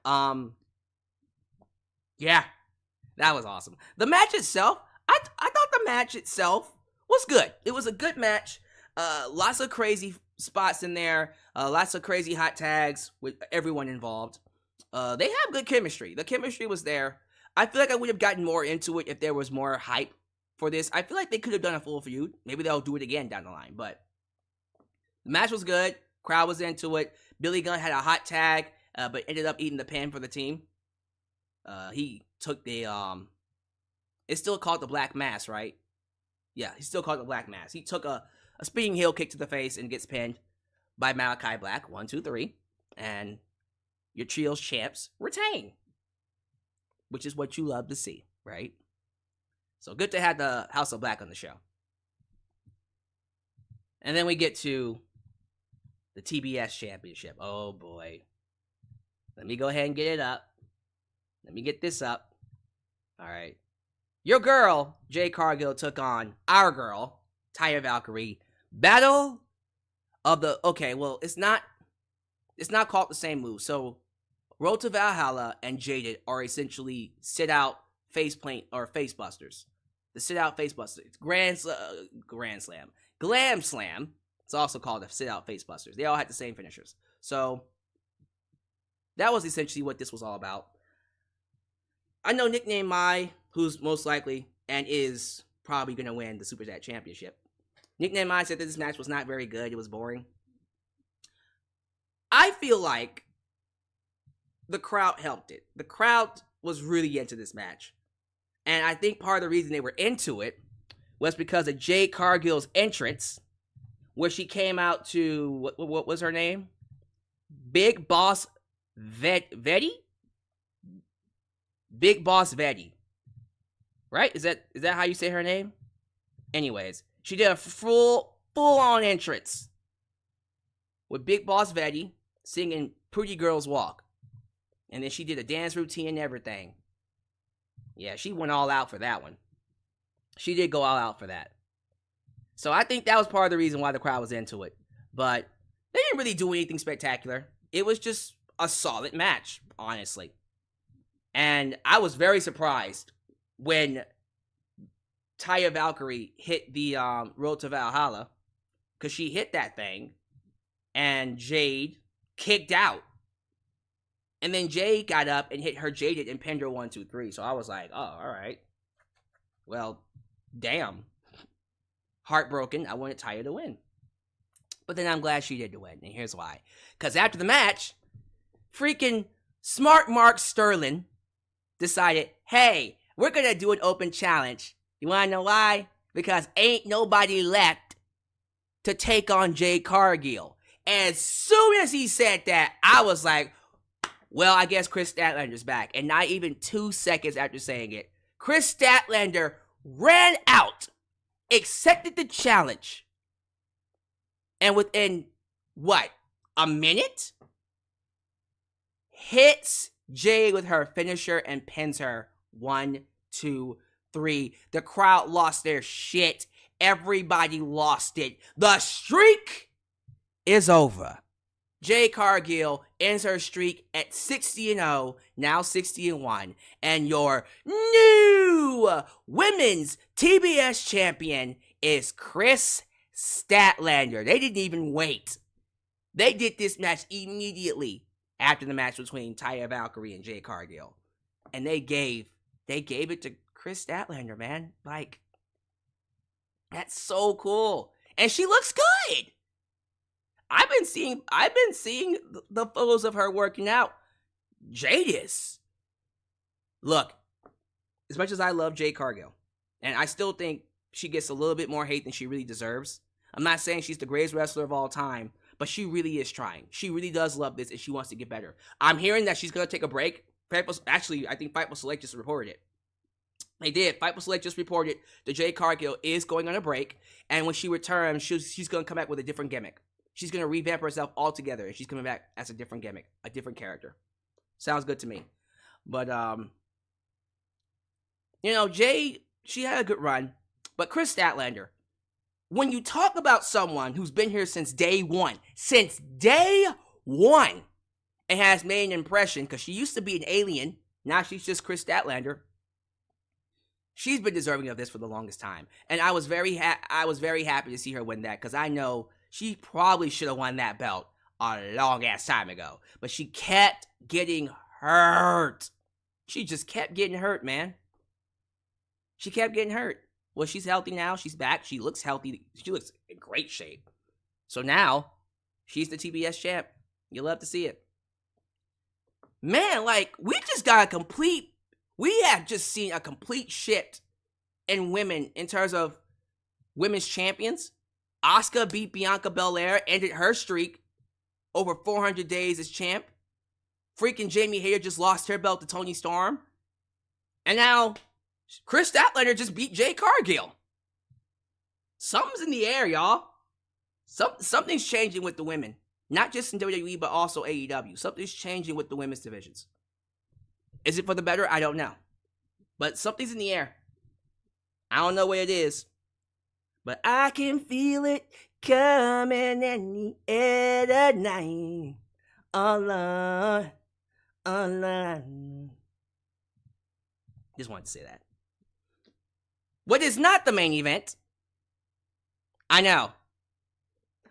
What could have been the main event, but is not the main event, is the Pillars 4-Way between MJF, Jungle Boy Jack Perry, Darby Allin, and Sammy Guevara. So before we even get into the match, I would be remiss if I don't send my congratulations to husband and wife. By the way, I said that they weren't married. I apologize for that. Got that wrong. But congratulations to Mr. and Mrs. Guevara for bringing in their new baby. I don't know if it's a baby boy or a baby girl, but it's a baby. Ty is pregnant, y'all. Sammy got Ty pregnant, and he's going to be a dad. He can't be a heel now. Now he can't be a heel. It is hard for... I absolutely love that before he met Ty, Sammy was literally one of the highest baby faces in all of wrestling. And then he got with Ty and was kissing on her. And then everybody, except me, everybody turned on Sammy. Everybody turned on him. Oh, he's annoying. Oh my God, Sammy's ruining a TNT title. They just turned on him. Now all of a sudden, he has a kid with the woman that they didn't like seeing him make out with. And now he's a babyface again. Because I was wondering why they were going a babyface route with Sammy. That was just so weird to me. I'm like, why is Tony Khan booking Sami Zayn as a babyface? Because of this. Now it all makes sense. It all makes sense that they're booking him as a babyface because Ty's pregnant, man. Ty is pregnant. Congratulations. I'm so happy for them. I'm so happy for both of them. And they deserve this. They deserve this gift from God. And I think they're going to be great parents. Oh, they're going to be so good together. Their baby boy or baby girl is going to be blessed to have them because they're both just so fun. They're both so fun. And very, very cool people to be around. So, yeah, man. I'm happy for them. But let's get to this match. I'm not going to hold you. This might be, because I really was thinking about this as I was talking about the rest of the show. I remember a ton of Fatal 4-Way matches. I've seen some of the best with some of the biggest names. I think, in all honesty, these four just had the best Fatal 4-Way match ever. Matter of fact, how's about we do this? Let's have some fun. Let me type in best Fatal 4-Way matches. Let's type this in. You ready? And matter of fact, let me see what we got here.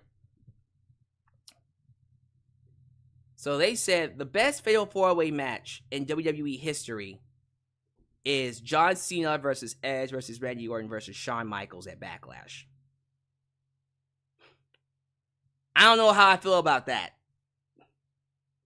We got The Miz versus Cesaro versus Kevin Owens versus Sami Zayn. Now that was an awesome match. They had Adrian Neville versus Sami Zayn versus Tyler Breeze versus Tyson Kidd. That was also a great match. Finn Balor versus Cesaro versus Rusev versus Kevin Owens. That was also a great match. Chris Jericho versus Chris Benoit versus Eddie Guerrero versus X-Pac. Don't remember that match. Brock Lesnar versus Braun Strowman versus Samoa Joe versus Roman Reigns.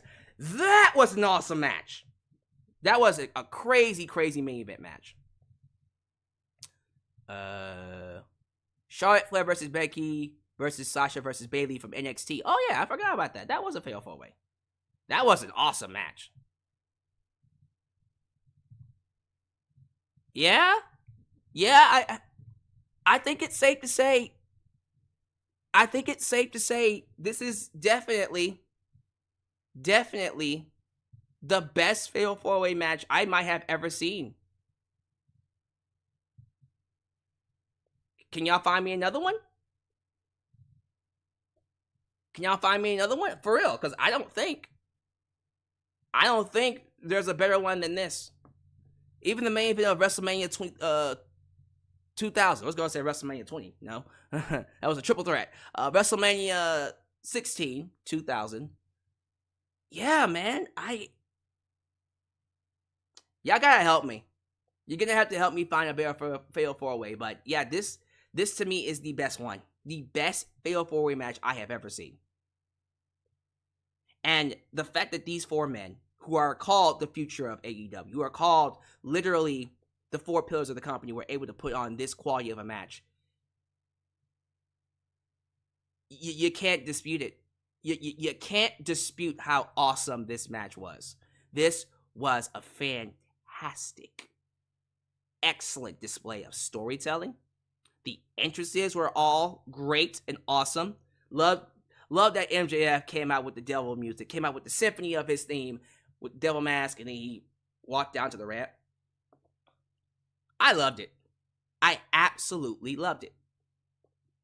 But man, this is crazy. I don't even know where to start. Where do we start with this match? The match itself, y'all, like real talk, I don't even know where to begin when it comes to the match. We saw them, all 4 men, using the finishers of their mentors. Freaking Darby Allin did a Scorpion Death Drop. Christian did, I can't believe I'm saying this, he did an unprettier a kill switch. Of course, Sammy did the Code Breaker, because that's Chris Jericho. And then, fucking MJF did a Crossroads. A Crossroads. Yo! That's crazy. Oh, that's cool. That's really, really cool, man. Crossroads by MJF. That was awesome. Lots of dives to the outside. Lots of shooting star presses from Sammy Guevara. Lots of cannonball suicide dives from Darby Allin. Freaking counter to one. There was a spot in there where Jungle Boy Jack Perry got the belt, and then he teased turning heel. He's all like, show your dark side. That's right. Good. Show your dark side, Jungle Boy. You know what I mean? But he threw the belt down because he didn't want to do it. He's like, no, I won't give in to the dark side. And he blew his chance to actually win the belt because he threw down the belt. The crowd booed him too. There was a spot in there where they all hooked each other, a 4-way submission or something like that. A 4-way submission. That was cool. There was a spot in the match where they were all chopping each other. And then it came to MJF, and he's like, I'm not doing that shit. I poke. Flipped off the crowd. That was so good. Just the little things that he did just took the match to a whole different level. And I love the storytelling here. So, throughout the match, Darby Allin was trying to beat MJF with a headlock. Because MJF beat Darby Allin with a headlock after cheating, of course. But yeah, MJF was the one. He was the one to once again get the victory in this match after putting the championship on Jungle Boy, and then Darby Allin hitting his head on the back of the championship, and then MJF did a freaking headlock takeover and pinned Darby Allin once again in a headlock. I was done. I was like, get the fuck out of here. He pinned him in a headlock. I was done with him. I'm like, get the fuck out of here, man. That's ridiculous. But yeah, this match had everything. It had awesome bombs. It had Spanish flies. It had all kinds of Canadian destroyers. It had everything you could want. It was literally, to me, the epitome of an AEW match. And they could have gone forever. Classic. I'm calling it. This is literally the best Fatal 4-Way match I've seen in wrestling. Because I can't think of a better one. I can't think of a better match. I can't. So, I'm going to call it. This is the best Fatal 4-Way match I've ever seen. It is the best Fatal 4-Way match I have ever seen.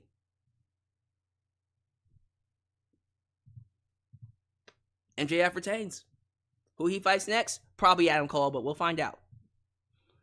And then we get to the main event. So I kind of figured, and I said this in my preview predictions, that they could close with Anarchy in the arena, but they might close with, more than likely they'll close with the Fatal 4-Way. They decided to close with the Anarchy in the arena match. Let me just say it. Freaking Justin Roberts, he put it best. Shit hit the fan. Shit hit the fan. this match. The best reaction I can give you this match. I don't know if they're watching me right now, but A&B Convo's Wrestling Edition, they did live reactions to this. And their reactions to literally everything was my reaction. So that's a plug for them. Go check them out. Watch the live reaction to it. It's crazy. Absolutely insane. Insane in the membrane. You get the idea. It was... I was like, yo, this is insane. It literally, it was one, and I mean this wholeheartedly, it was one of those matches where so much stimulation, so much shit was hitting you all at once. It really felt like it all just kind of just was a lot. I can't even put it into words. It was like I was holding my breath for, 30 minutes straight? Because it was like a long match. I think it went like 28, 26 minutes. It went a long time. It wasn't a short match at all. But they had the band that did Jon Moxley's song. Who are they called again? Who did Wild Thing? Not the Wild Thing that we know of, but the Wild Thing. Da da da da da. You make my heart sing. Da da da da. Let me see here. Let's see. Wild Thing by... What was the name of the band, though? Whatever. It was a band. And they just kept replaying it over and over again like they did last year. Violent Idols. Thank you so much. Violent Idols. That's their name. Violent Idols played the Wild Thing song live. And they just did it over and over and over and over again. Just like they did last year. And then it got so ridiculous that the Young Bucks went up to the ramp and just super kicked them in the face. I just thought that was great. They super kicked the leader of the band in the face. I was like, I love it. I love it. Just good stuff. But shit. I thought the freaking Pillars Fatal 4-Way was crazy enough. This match. This match was so crazy. The referee, Rick Knox, was bleeding. Rick Knox was bleeding. And you had Jon Moxley bringing out a barbed wire, bringing out a pitchfork. They went all over the arena. And I mean, the crowd. Bryan Danielson was beating someone's ass. He had a lot of moments in there where the crowd was chanting, yeah, yeah, yeah, yeah. Not yes, but yeah, yeah, yeah. I don't know. They actually did say yes. But regardless, they went backstage. I think freaking Claudio did a pile driver in the back of a truck. In the truck. Jon Moxley and Kenny Omega were fighting over some glass. Broken glass and barbed wire. Oh, God. Crazy. Young Bucks were super kicking everybody, as you can imagine. I think they hit, 12 super kicks? 12 super kicks. Jesus Christ almighty. I'm trying to think, Hangman Page was bleeding. Everybody was bleeding. I don't think there was one person that did not bleed in this match. I think everyone was bleeding. Everyone bled. Maybe Kenny didn't bleed. Well, there was a lot of blood. How about that? It was very violent. I guess we should talk about the ending. The ending came when Kenny Omega tried to go for the one-winged angel. And then Don Callis got inside the ring.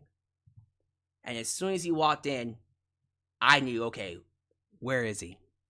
Because I've been calling it. If you've been watching my AEW reviews, Dynamite and predictions even, I have been predicting a heel turn for Konosuke Takeshita for what feels like a month now.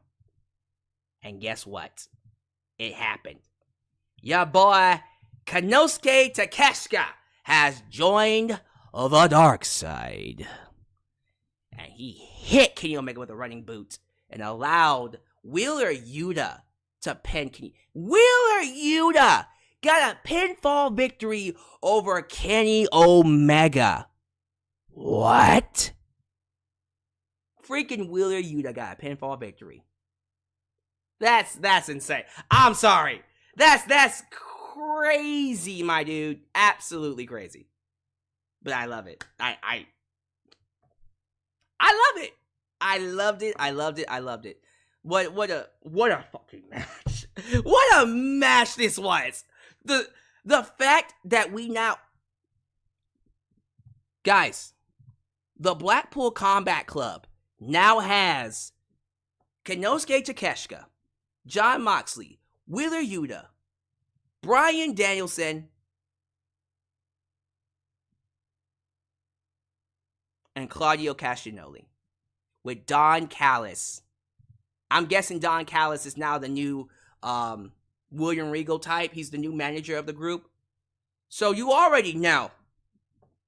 You already know. Okay. They got their Japanese guy. The BCC has their Japanese guy.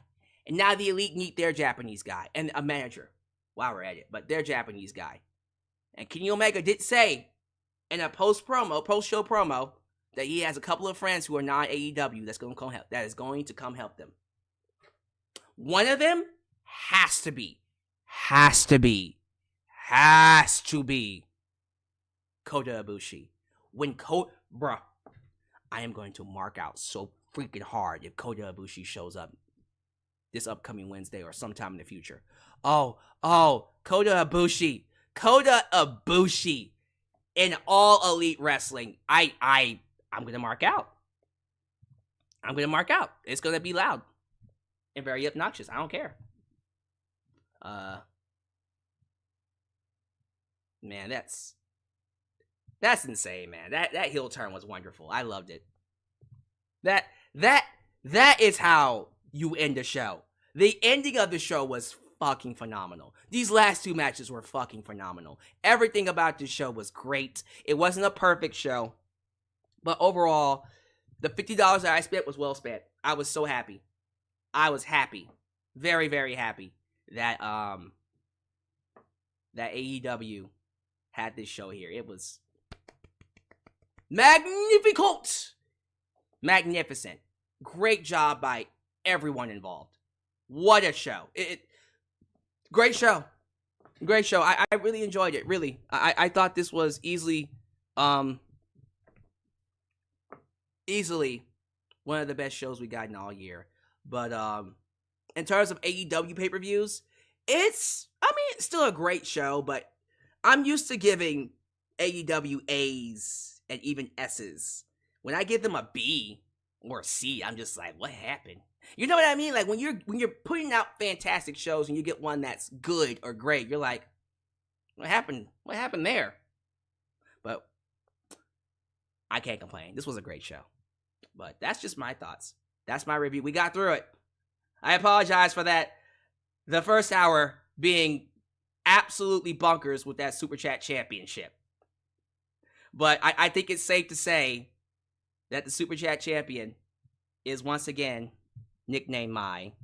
So let me go ahead and give him his flowers. Nickname Mai over here retains the Super Chat Championship. I cannot believe I ever doubted it. I can't believe I ever doubted that nickname Mai. I will say this, Franklin Torres, give it up to him. Give it up to Franklin freaking Torres for putting up one of the best fights, the best title defenses that we have ever seen. Because of their fight, this channel has seen perhaps one of the biggest increases in terms of donations ever. Like, I think you guys might have just given me more money than freaking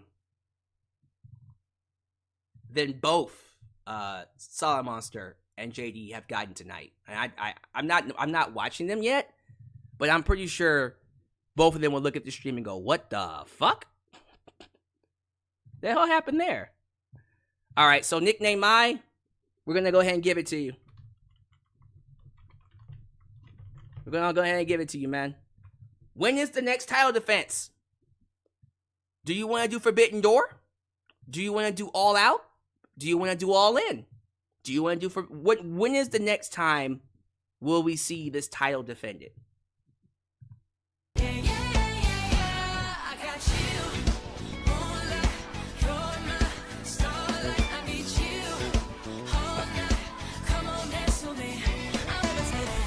This for the giggles.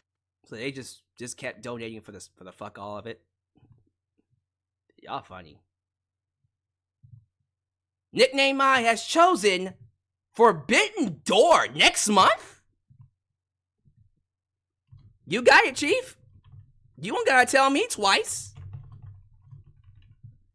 Nickname My has said Forbidden Door.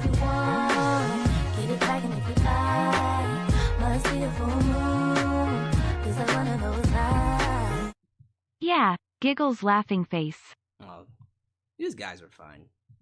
These guys are just really, really fun people to be around, man. Wow. Nickname My, congratulations. There you go. Nickname My retains his championship in what is easily one of the best championship defenses. Jesus Christ almighty, man. You the man, Nickname My. Nickname My. You the man. You and Franklin Torres. All of you. Everyone that donated. Everyone that subscribes. Everyone that watches. Everyone that donates. Everyone that supports this channel. You are the reason why I do what I do. Over $1,000 and counting, apparently.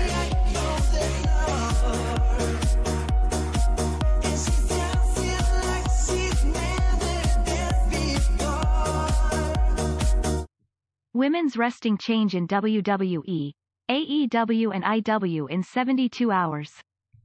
Yeah. That was a complete shift with women's wrestling. I was... Man. I cannot believe the donations I got. And it's still coming.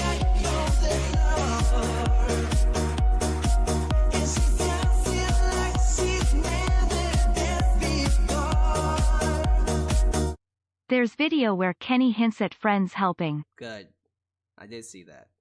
I'm excited about that, man. I'm super excited about that, for real, for real. Man.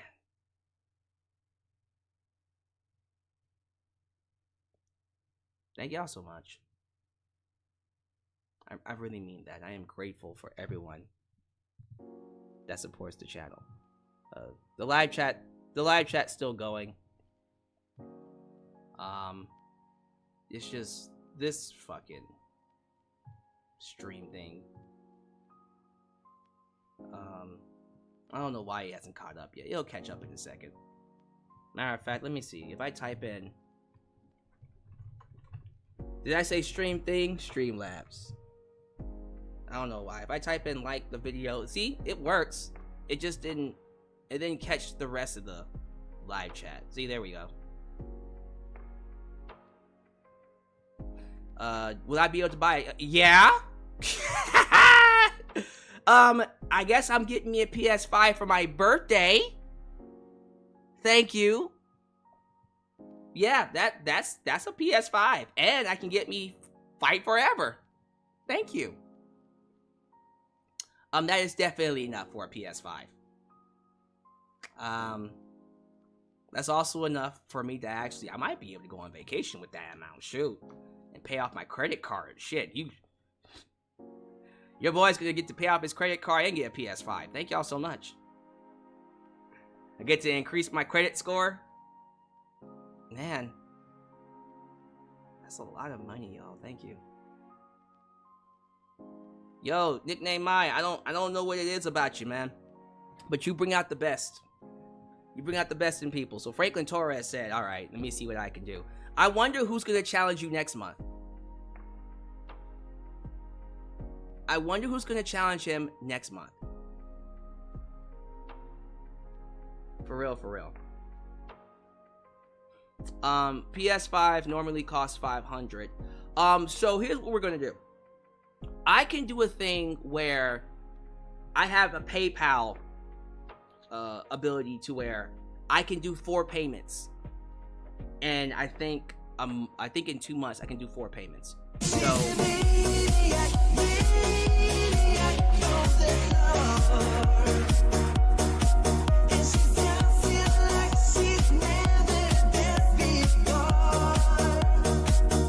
Eubank going blow up next month for summer. oh, I'm gonna have a good summer. I'm gonna have a good ass summer.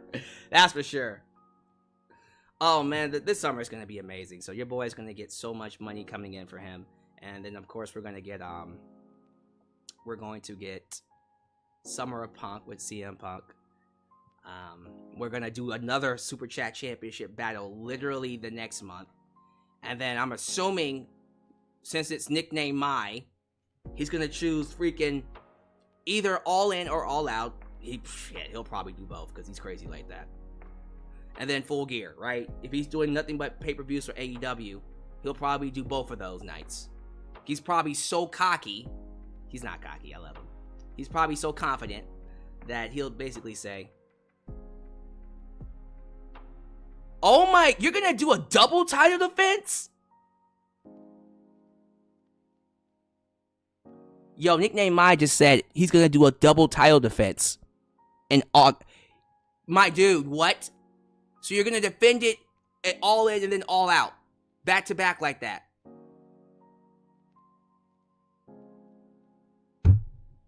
Okay, Chief, you the man. You the man.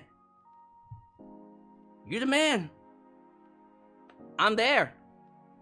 What a champion.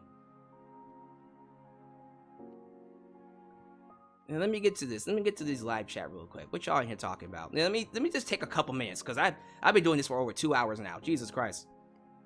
Shallow Star says, in your opinion, once they explore different markets, how would you feel if AEW did Double or Nothing in Los Angeles, All Out in New York, Full Gear anywhere in Texas, and Revolution in Miami? Full Gear in Houston, Texas?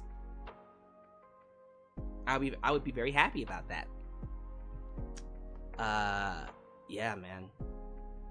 I think they should do more markets. I think Atlantic City, New Jersey, Atlantic City for sure should get a Double or Nothing. But Los Angeles, cool. I'm cool with Los Angeles getting Double or Nothing as well. I think they would be great over there. But yeah, they should start exploring new markets though. Okay, what was y'all in here talking about?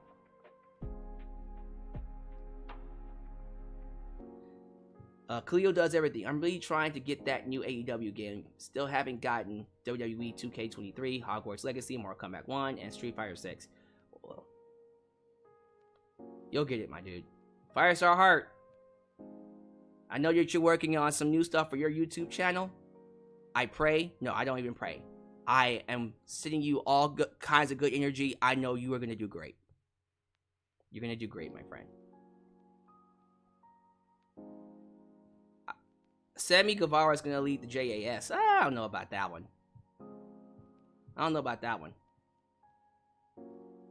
Nickname Mai says, I feel like AEW should target more international shows. Oh, absolutely. I think WWE should target more international shows too, because the American crowds are garbage. I'm sorry. I don't know what's been going on with the American crowds as of lately. This ain't it. It ain't it. It's not it, man. The only other city that should hold Double or Nothing is Atlantic City. Yeah, I agree. It's exactly what I said. Man, what a show. Yo, y'all did it. We did it. We did it, man. $1,000. Wow. You guys are the best. You guys are the best wrestling crowd. The best wrestling channel crowd ever. We blew away even the top competing YouTube channels. Blew them away because of this night. Thank you so much. Thank you all so much for watching the stream, for your donations, for watching the show and coming back to see me, and going out of your way to make me a part of your day. I am always going to be eternally grateful. Thank you so much. And I hope you guys were blessed and highly favored with this channel. But Yeah, so as you guys know, we're back full time. Starting this week, Raw review, AEW, and of course, Friday Night SmackDown. So the plan, as of today, is to do reviews for Collision. So we'll do a review of Collision on January 17th, and then I'll do one more for, I think they're going to do another Collision show on Saturday before Double or Nothing. No, not Double or Nothing. We just said that. Before Forbidden Door. Wait. No, Forbidden Door is on Sunday, right?